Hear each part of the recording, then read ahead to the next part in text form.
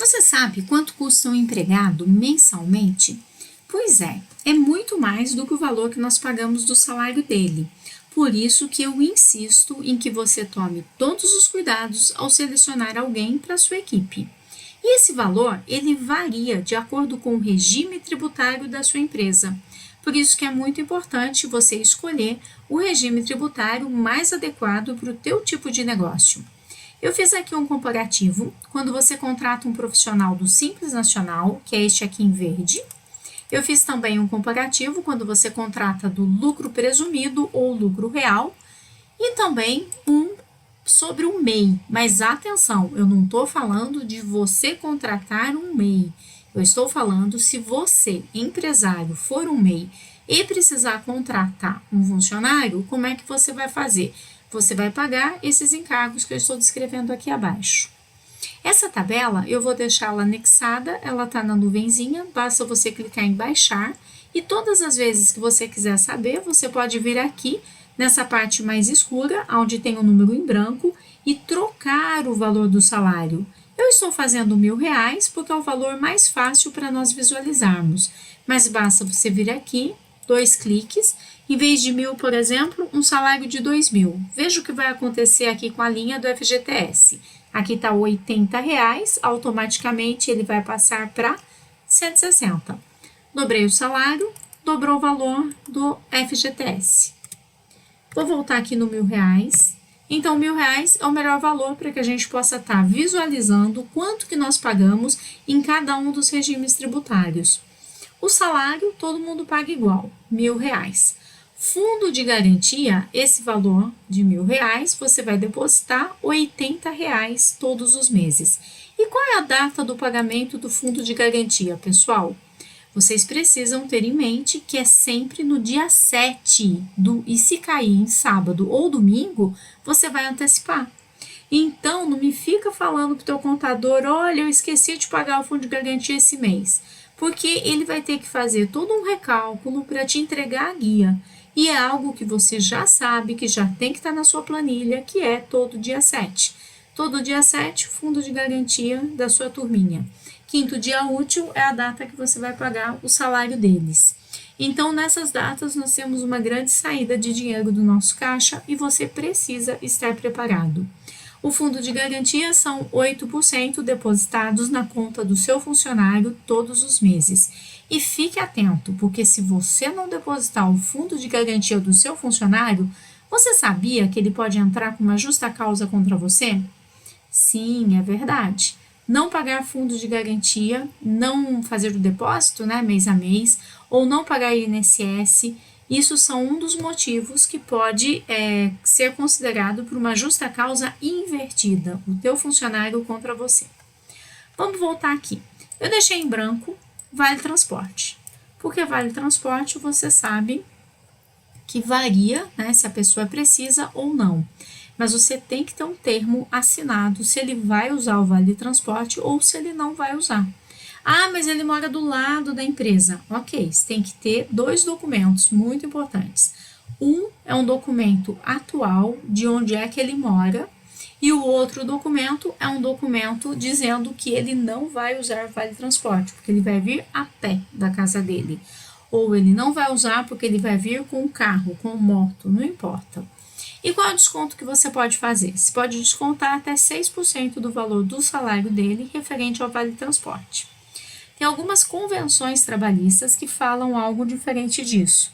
Tem convenção trabalhista que permite até pagar o Vale Transporte em dinheiro e reduz o desconto, né? O empregador passa a receber somente 3% do valor do Vale Transporte.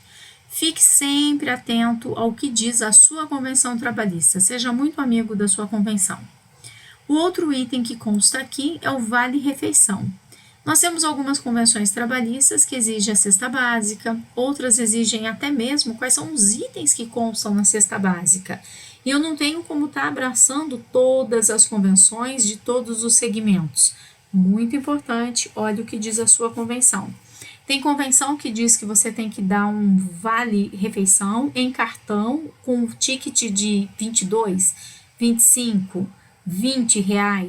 Convenções diferentes têm valores diferentes. Outras dizem que basta você dar o almoço para a pessoa, ou que basta você dar a cesta básica. O que é que diz a tua refeição? Mas coloque aqui depois os valores e basta você clicar e você escrever quanto que você tem de despesa de vale refeição por mês ou quanto você tem de despesa de vale transporte por mês. A assistência médica é um benefício.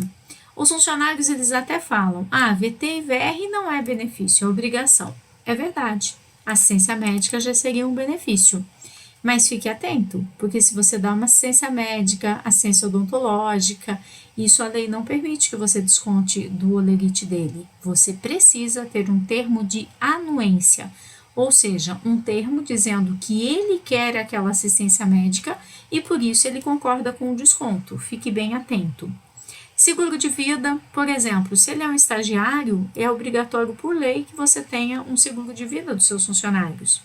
Eu faço um seguro de vida de todos os meus funcionários, um seguro de vida variável no banco, que ele varia de acordo com a quantidade de pessoas que estão sob o meu CNPJ. Então, se eu tenho, por exemplo, 20 funcionários e naquele mês alguém sofreu um acidente, uma fatalidade, faleceu, esse seguro de vida vai fazer a conta naquele mês, eu tenho 20 funcionários, vai dividir o que eles chamam de prêmio, se bem que não é prêmio, né? Alguém falece e o seguro chama de prêmio, mas tudo bem. E ele vai dividir isso pela quantidade de pessoas do meu CNPJ. Se em outro mês eu tenho 3, 4, 5 pessoas no meu CNPJ, a mesma coisa, vai dar um valor, um prêmio maior no caso de falecimento da pessoa, ou de acordo com as cláusulas do teu seguro de vida. Mas isso se chama seguro de vida em grupo e vale muito a pena você se orientar no banco para estar vendo como funciona. Você paga um valor pequeno mensalmente, você tem todos os seus funcionários assegurados. Outro item que gera bastante confusão é o uniforme, mas você tem uma despesa de uniforme. Lembre-se de que na hora da entrega, você já vai registrar a entrega daquela peça em perfeitas condições de uso, com uma expectativa de vida média de 6 meses, 8 meses. Você já sabe, não é o primeiro funcionário que você contrata, você sabe quanto dura o uniforme, porque aí se ele vai, estraga, destrói o uniforme, aí sim você tem condições de cobrar esse uniforme dele. Se você não tiver esse recibo com a expectativa de durabilidade do uniforme, né, conforme entrega de outros uniformes que você já faz, e escrevendo que ele é responsável por cuidar, zelar, fazer a manutenção do uniforme e que esse uniforme é da empresa e que ele deverá devolvê-lo na saída, aí então fica difícil você cobrar alguma coisa dele. E você, empresário, vai fazer o papel também da área de segurança do trabalho. Porque se a sua empresa não tem uma área de segurança do trabalho, não tem um RH, um DP responsável por isso, cabe a você estar fazendo isso. Você vai, ao entregar o EPI para o teu funcionário, e esse EPI pode ser, não sei, de repente você faz trabalho ao ar livre, então você entrega protetor solar.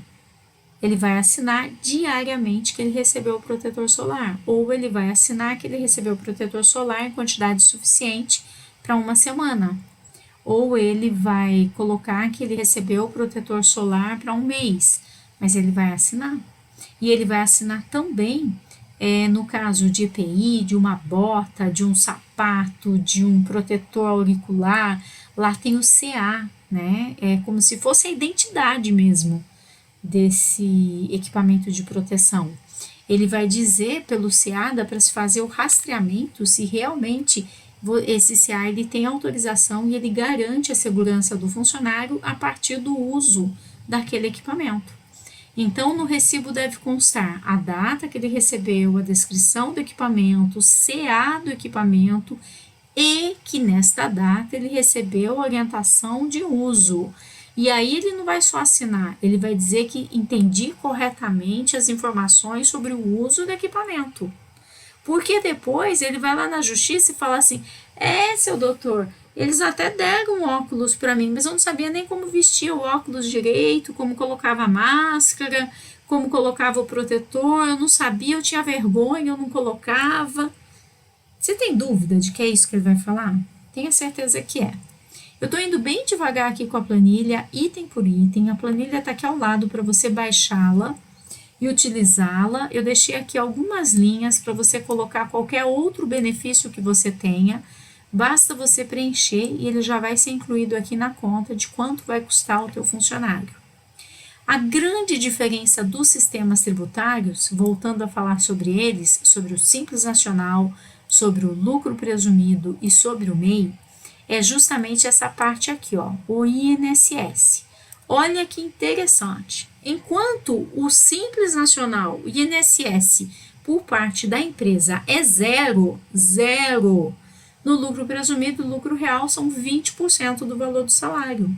Aqui nós colocamos um salário estimado de R$1.000, então são R$200. E tem também dentro do INSS um item de terceiros que dá 5,8, né? E isso já somado são 25,80, um quarto do salário em INSS, só de INSS. Eu já cansei de ver pessoal que é do Simples Nacional, eles dizem assim, eu tenho que pagar um dinheirão do INSS, eu estou até parcelando o INSS. Cuidado, você não paga nada de INSS. Tudo que você faz é transportar o INSS, que hoje ele se encontra dentro do salário do funcionário, você desconta do funcionário e deveria pagar o governo. Você transporta do bolso do seu funcionário para o bolso do governo. Muitos empresários, em vez de pegar do olerite, colocam no seu próprio bolso, pagam as contas da empresa, não pagam o INSS, entende a gravidade? E depois simplesmente parcela, não paga o parcelamento, chega até perder o Simples Nacional por causa de dívida de INSS. Só que isso deixa de ser uma dívida trabalhista e passa inclusive a ser considerado uma fraude, porque nada mais, nada menos, quando você deixa de pagar o INSS da empresa que você pegou do olerite, você está causando um dano, você está roubando, né? Roubando, esse é o termo claro. O governo, do dinheiro que era para ter ido direto do bolso do seu funcionário para ele, você está colocando no seu. O nome correto disso é apropriação indébito, ou seja, você está se apropriando de algo que não é seu. Então, fique bastante atento, porque quando você pertence ao sistema tributário de lucro presumido e lucro real, você tem aqui, ó, 25% a mais de tributos em relação aos seus funcionários. Ah, mas e o MEI? O MEI não paga? Paga sim, o MEI paga o INSS, ele não paga terceiros, mas essa conta aqui do MEI não tem como eu te apresentar de imediato. É preciso verificar se você é um MEI de prestação de serviços, é um valor. Se você é um MEI de produtos, é outro valor. E aí eu preciso fazer uma compensação daquilo que você, empresário do MEI, recolhe no mês a mês. Então tem uma variação e o seu contador vai conseguir fazer isso aqui para você. Ah, mas eu sou MEI, eu não preciso ter contador. Precisa sim. Porque se você não declarar os seus ganhos de imposto de renda, como é que você vai ter um imposto de renda para poder, sei lá, ir para a Disney, tirar o teu passaporte, fazer qualquer coisa que você queira, fazer um empréstimo no banco, fazer um empréstimo no BNDES, comprar algumas máquinas? Você fica impossibilitado de fazer várias coisas, você que é do MEI e que não tem um contador para declarar no mês a mês quanto é que você fatura. Eu sei que você pode faturar até R$81.000 por ano, mas o que me garante se você faturou ou não é justamente a emissão das suas notas fiscais. Se você não as emite e você não tem esse faturamento comprovado, fica difícil depois você conseguir fazer alguma coisa, ok? E agora vem esse item que ele é bem diferenciado, que é o FAP da empresa. O FAP é o fator acidentário previdenciário. O Simples Nacional não tem. Só aqui você já percebe a grande vantagem de você ter um funcionário e você ser um Simples Nacional. Já quando nós falamos do FAP em relação ao lucro presumido e ao lucro real, eu coloquei aqui para você ter uma ideia, uma média de 3%. mas ele pode variar de 0,5% até 6%. E de onde que vem essa variação?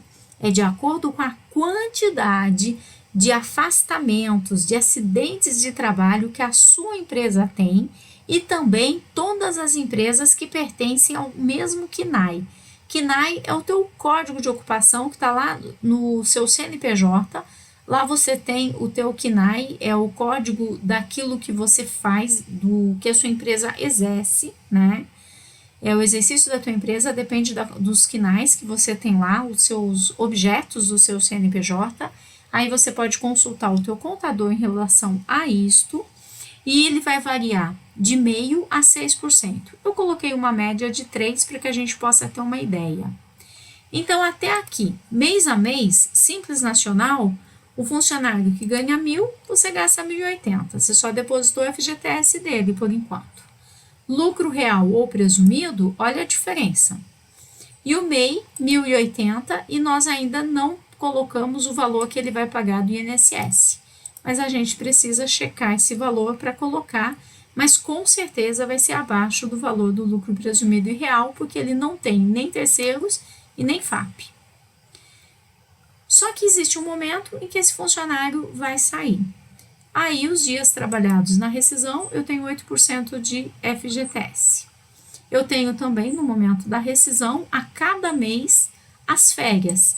Ah, mas isso só vai acontecer no momento da rescisão? Sim, mas se você não fizer um provisionamento, e eu estou falando de provisão e não de previsão. Gente, eu sei que talvez você já queira sair desse vídeo, porque tem números demais, mas você precisa enfrentá-los. Eu falo de provisão e essa é uma das informações mais importantes que eu tenho para te passar no vídeo. Esse valor já foi gasto. Todo mês você já sabe que naquele mês você deve um mês de férias, 1/3 das férias e um mês de FGTS para o teu funcionário. Um mês de 13º para o teu funcionário. Todo mês você já sabe. E que as férias têm o FGTS, o 13º tem o seu FGTS, 1/3 das férias também tem o FGTS. Então, nós temos aqui a planilha estipulando certinho, no caso do Simples Nacional, o INSS não aparece, mas olha aqui no lucro presumido ele aparece e no MEI é a questão do INSS que tem que ser calculada. Mas esse dinheiro já saiu do seu bolso. Amigo, você tem que ter ele guardado. O seu salário, que era 1.080, já passou para 1.293. E aqui eu não tenho ainda vale transporte, não tenho almoço, nada disso. Se você está no lucro presumido ou lucro real, ele já passou a ser 1.637. Então, veja a diferença que acontece aqui do salário. E você tem que ter a provisão também do aviso prévio. Porque se essa pessoa você vai dispensá-la, você vai precisar pagar o aviso prévio. E se você tem um restaurante, você lida com pessoas, com vidas, com remédios, cuidado. Eu não deixaria uma pessoa com raiva trabalhando, eu pagaria esse aviso prévio para ela em casa. Por que aqui está escrito R$ 83,00 de aviso prévio? Porque esse custo é mensal. É quanto custa o empregado mensalmente. Se você somar 12 vezes R$ 83,00, você tem o valor do salário dele, que são R$ 1.000, entendeu? Aqui é o fundo de garantia do aviso prévio, a multa em cima do aviso prévio, que ela incide também, né, a multa dos 40%, porque se você dispensa esse funcionário, você vai pagar a multa do fundo de garantia, que desde janeiro de 2020 passou a ser de 40% e não se paga mais os 10% por parte do governo. Nós pagávamos 10% para o governo e 40% para o funcionário. Finalmente isso caiu. Mas dá uma olhada aqui o valor do salário do funcionário quando nós estamos falando de lucro real, 1.729. E Simples Nacional, 1.385. Qual é o melhor sistema tributário para você? Depende, porque aqui eu só estou falando da tua folha de pagamento. Dependendo do tipo de empresa que você tem, a tua folha de pagamento pode ser muito pesada em relação ao lucro que você tem. E dependendo do tipo de serviço, não. Eu mesma, a minha empresa, eu tenho uma empresa do Simples Nacional, que é a empresa que eu trabalho com a parte de treinamentos e coisas assim, e eu tenho uma empresa de lucro presumido real. Eu tenho duas empresas para que eu possa estar diluindo os valores, né, dos impostos. Eu coloco os meus funcionários aqui, e aqui eu deixo para estar trabalhando com outro tipo de funcionário, outra situação. E como as duas empresas pertencem ao mesmo grupo econômico, ou seja, eu sou a dona das duas, eu consigo fazer isso. Eu não sei qual é a sua situação, mas eu acho importante você conversar com o teu contador a respeito disso. Então, quanto vai te custar esse funcionário? 1.729. Quanto você gasta de vale transporte? R$ 150. Quanto você gasta de assistência médica, de refeição? Quanto você gasta de seguro de vida? Facilmente esse valor aqui, ele pode chegar a 2.100, 2.200, 2.300, dependendo a quantidade e o tipo do uniforme, do EPI e todos os demais benefícios que são acrescentados aqui. Quanto vai te custar? Não vale a pena a gente se dedicar para fazer a seleção desse funcionário? Porque é muito dinheiro envolvido e ele precisa ser contratado para te dar mais lucros e não para começar a te dar prejuízos, não é mesmo? O que você acha dessa situação? A planilha está ao lado, se você tiver dúvidas, a gente pode conversar a respeito. Mas eu acredito que dessa forma tudo fica mais claro. E se você paga o INSS, lembre-se que INSS é todo dia 20. Então, esse INSS que vence aqui, ó, 20% mais 5,80, vence todo dia 20. E se você simplesmente recolhe o INSS do holerite do funcionário e precisa pagar, também é no dia 20. Dia 20 é a data de pagar INSS e dia 7 é a data de pagar FGTS.